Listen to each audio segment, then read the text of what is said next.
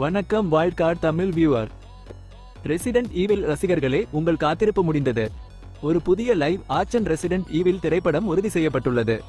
இந்த horror த்ரில்லரை barbarian இயக்குனர் jack ரெக்கர் இயக்குகிறார். மேலும் ஆஸ்டின் ஆப்ராம்ஸ் ஒரு முக்கிய கதாபாத்திரத்தில் நடிக்க பேச்சுவார்த்தை நடந்து வருகிறது.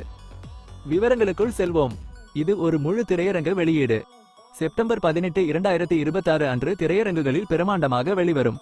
முந்தைய ரெசிடென்ட் ஈவில் திரைப்படங்களுக்கு கலவையான வரவேற்பு கிடைத்தாலும் இது ஒரு திகில் த்ரில்லர் அணுகுமுறையாக இருக்கும் என்று கூறப்படுகிறது.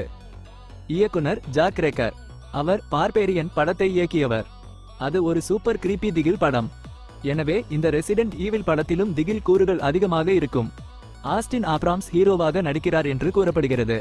அவர் என்ன கதாபாத்திரத்தில் நடிக்கிறார் என்பது அதிகாரப்பூர்வமாக தெரியவில்லை. ஆனால் அவர் கிறிஸ் ரெட்ஃபீல்ட் அல்லது லியோனாக நடிக்க வாய்ப்புள்ளது. ரெசிடென்ட் ஈவில் திகில் ரசிகர்கள் இன்னும் உற்சாகமாக இருப்பார்கள் என்று தெரியும்.